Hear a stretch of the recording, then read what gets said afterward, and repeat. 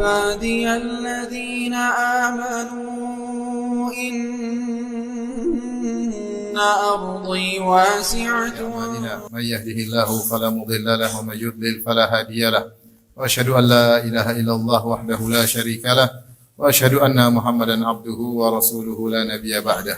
يا أيها الذين آمنوا اتقوا الله حق تقاته ولا تموتن إلا وأنتم مسلمون.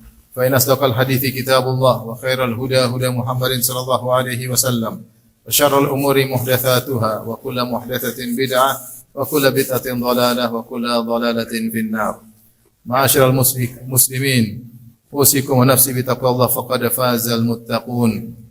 Allah Subhanahu wa taala berfirman, "Wa rabbuka yakhluqu ma yasha'u wa yakhtar."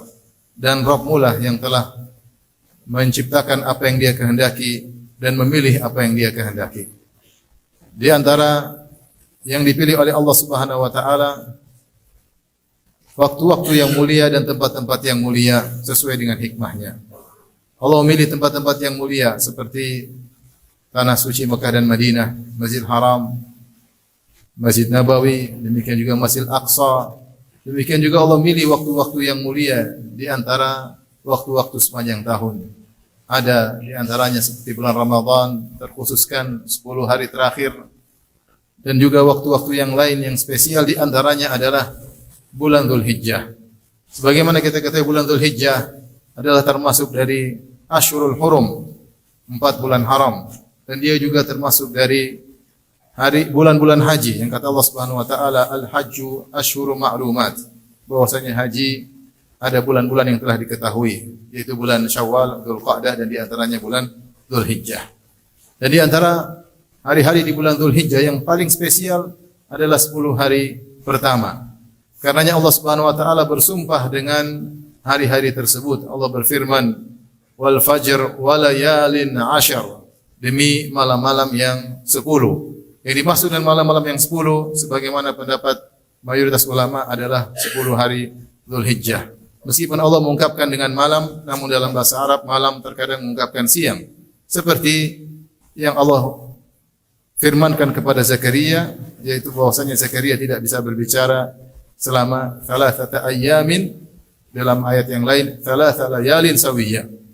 3 hari, dalam ayat yang lain 3 malam, maksudnya malam adalah hari.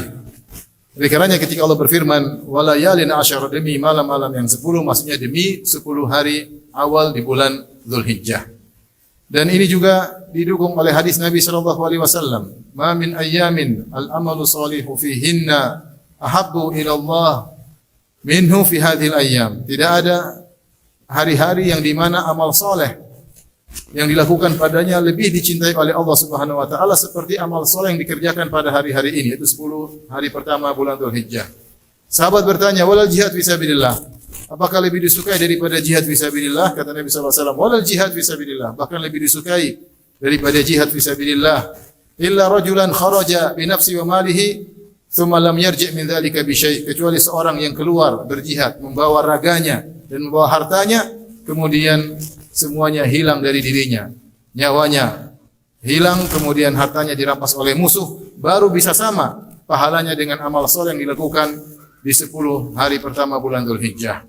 Oleh karenanya ma'asyiral muslimin, hari-hari tersebut 10 hari awal Dzulhijjah adalah hari-hari yang sangat mulia, yang pahalanya sangat luar biasa. Namun yang menyedihkan banyak orang yang melalaikannya. Kita lihat kaum muslimin untuk 10 hari terakhir bulan Ramadan mereka memberi perhatian khusus. Tetapi ketika 10 hari pertama bulan Dzulhijjah, banyak di antara mereka yang lalai. Padahal, waktu kata para ulama, 10 siang terbaik adalah 10 siang hari Dzulhijjah. Bulan pertama, 10 hari pertama bulan Dzulhijjah. Dan 10 malam terbaik adalah 10 malam terakhir bulan Ramadan. Oleh karenanya siapa yang diberi kesempatan untuk bisa beribadah, maka beribadahlah sebaik-baiknya di 10 hari pertama bulan Dzulhijjah. Apa ibadah-ibadah yang bisa kita lakukan? Tentunya bagi yang melaksanakan ibadah haji, maka bergembiralah yang bisa pergi ke tanah suci untuk melaksanakan ibadah haji di 10 hari pertama bulan Dzulhijjah. Karena dia telah mengumpulkan 2 keistimewaan. Keistimewaan waktu, yaitu 10 hari pertama bulan Dzulhijjah, dan keistimewaan tempat, yaitu dia berada di tanah suci Mekah. Ya, sehingga terkumpul pada dia 2 keutamaan. Maka mereka melaksanakan ibadah-ibadah yang agung. Pada tanggal 8 mereka mabit di Mina, kemudian tanggal 9 mereka wukuf di Arafah, kemudian malamnya mereka mabit di Muzdalifah, kemudian tanggal 10 mereka melakukan banyak ibadah. Ada tawaf haji, ada sa'i haji, ada bertahallul, kemudian ada menyembelih hewan-hewan hadyu. Maka beruntunglah mereka para jemaah yang bisa berhaji. Kemudian bagaimana Allah istimewakan tanggal 9 Dzulhijjah yang hari Arafah. Kata Allah Subhanahu wa taala, "Wa syaf'i wal watr." Sebagian ulama menafsirkan wal watr, demi yang ganjil, maksudnya adalah tanggal 9 Dzulhijjah. Dan Nabi sallallahu alaihi wasallam bersabda, "Ma min yaumin aktsaru min an yu'tika Allahu fihi 'abdan minan nar min yaumi Arafah." Tidak ada hari yang di mana Allah paling banyak membebaskan hambanya dari neraka jahanam seperti hari Arafah. Wa innahu la yadnu, dan pada hari tersebut Allah mendekat kepada hamba-hambanya, kepada para jemaah haji. Tsumma yubahi bihimul malaikah, kemudian Allah membanggakan para jemaah haji di padang Arafah di hadapan para malaikat. Dalam riwayat yang lain kata Allah Subhanahu wa taala, "Unzuru ila ibadi haula'i syu'than gubran ja'uni." Lihatlah kepada hamba-hambaku tersebut yang datang kepadaku dalam kondisi syu'than gubran, dalam kondisi rambut mereka semerawut penuh dengan debu. Ushidukum inni qad ghafartu lakum, maka aku saksikan kepada kalian sungguhnya aku telah mengampuni dosa-dosa mereka. Dalam Sahih Muslim kata Allah Subhanahu wa taala, "Unzuru ma arada haula." Lihatlah wahai para malaikatku apa yang dikehendaki oleh mereka, apa yang diinginkan oleh para jemaah haji yang datang berkumpul dari jauh mengeluarkan uang yang begitu banyak untuk wukuf di padang Arafah. Apa yang mereka inginkan kata Allah Subhanahu wa taala, semua keinginan mereka akan Allah kabulkan. Ma'asyiral muslimin, maka itu kemuliaan yang Allah berikan kepada orang-orang yang berkesempatan untuk bisa berwukuf di padang Arafah pada tanggal 9 Dzulhijjah. Adapun orang-orang yang tidak melaksanakan ibadah haji, maka ibadah tetap banyak bisa mereka lakukan di 10 awal bulan Dzulhijjah. Di antaranya ibadah yang agung adalah berzikir kepada Allah Subhanahu wa taala. Nabi sallallahu alaihi wasallam bersabda setelah menyebutkan keutamaan 10 hari pertama bulan Dzulhijjah, kata Nabi sallallahu alaihi wasallam, "Fa'aksiru fihinna at-tahlil wat-takbir wat-tahmid." Maka perbanyaklah untuk bertakbir, itu Allahu akbar, Allahu akbar, bertahlil la ilaha illallah, bertahmid alhamdulillah. Maka hari-hari tersebut basahi lisan kita dengan banyak berzikir kepada Allah Subhanahu wa taala. Jika sudah terlihat hilal bulan Dzulhijjah di akhir bulan Dzulqa'dah, maka mulailah kita banyak berzikir subhanallah walhamdulillah wala ilaha illallah Allahu akbar. Dan kata para ulama, ini di antara sunnah yang ditinggalkan. Betapa banyak orang tidak berzikir di 10 hari pertama bulan Dzulhijjah, padahal sangat dianjurkan oleh Nabi sallallahu alaihi wasallam. Aqulu qouli hadza astaghfirullah li wa lakum wa lisal muslimin kulli dhanbin khati'ah fastaghfiruhu innahu huwal ghafurur rahim. Lillahi ala ihsani wa syukru lahu ala tawfiqihi wa imtinanihi wa asyhadu an la ilaha illallah wahdahu la syarika lahu ta'ziman li sya'nihi wa asyhadu anna Muhammadan 'abduhu wa rasuluhu da'ila ridwanihi. Allahumma shalli alaihi wa ala alihi wa ashabihi wa ikhwani. Di antara ibadah yang bisa dilakukan adalah berpuasa. Seorang boleh berpuasa dari tanggal 1 sampai tanggal 9 Dzulhijjah. Adapun jamaah haji maka tidak dianjurkan mereka berpuasa tanggal 9 karena mereka wukuf di padang Arafah. Adapun yang tidak berhaji maka dianjurkan untuk berpuasa. Sebisa kita, kapan kita yang berpuasa dari tanggal 1 sampai tanggal 9 silahkan.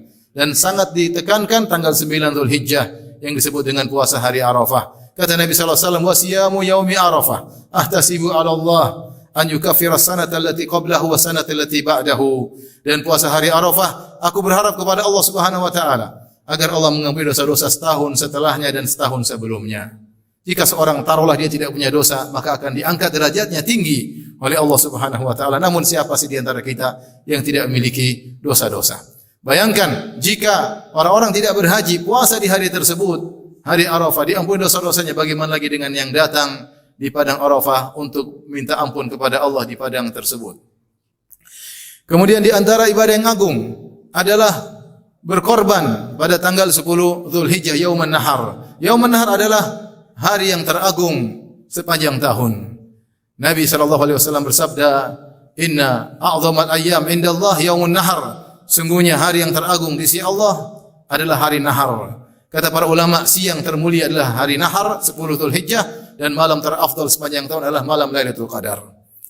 Oleh karenanya pada hari tersebut banyak ibadah yang dilakukan oleh para jamaah haji tanggal 10. Yaitu mereka tawaf ifadah, kemudian mereka sa'i haji, kemudian mereka bertahallul, kemudian mereka menyembelih hewan hadyu, kemudian mereka melempar jamratul aqabah, amal-amal yang berat yang dilakukan jemaah haji semuanya pada tanggal 10 Dzulhijjah. Adapun jemaah yang tidak berhaji, maka mereka bisa melakukan ibadah yang sangat dicintai oleh Allah Subhanahu wa taala, yaitu menyembelih korban. Kata Nabi sallallahu alaihi wasallam, "Ma amila ibnu Adam yauman nahri ahabba ila Allah min iraqatid dima atau min ihraqid dam." Kata Nabi sallallahu alaihi wasallam, tidak ada amalan yang dilakukan anak Adam pada tanggal 10 Dzulhijjah, yauman nahar, yang paling dicintai oleh Allah seperti menyembelih hewan korban. Oleh karenanya siapa yang memiliki kelapangan, hendaknya dia menyembelih hewan korban, beribadah, berkorban untuk Allah Subhanahu wa taala, menyembelih untuk Allah Subhanahu wa taala sebagai syiar tauhid kepada Allah Subhanahu wa taala. Sungguh banyak orang-orang yang menyembelih untuk selain Allah Subhanahu wa taala. Betapa banyak orang yang menyembelih untuk jin, untuk syaitan, untuk para dukun, persyaratan-persyaratan yang batil. Maka kita melakukan syiar menyembelih hanya untuk Allah Subhanahu wa taala, dan itu salah satu bentuk bersyukur kepada Allah Subhanahu wa taala yang luar biasa.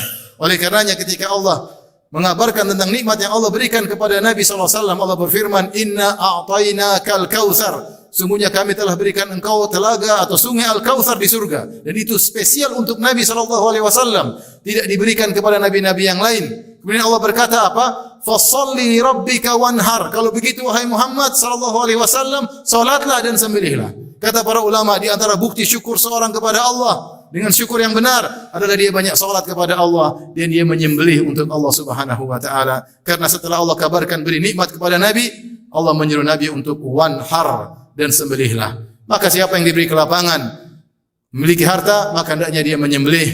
Kalau dia mampu menyembelih sendirian silakan, kalau tidak mampu dia bisa bergabung dengan bertujuh untuk menyembelih onta atau untuk menyembelih sapi, dan semoga Allah mudahkan kita semua untuk bisa menjalankan ibadah kepada Allah Subhanahu wa taala di hari-hari tersebut.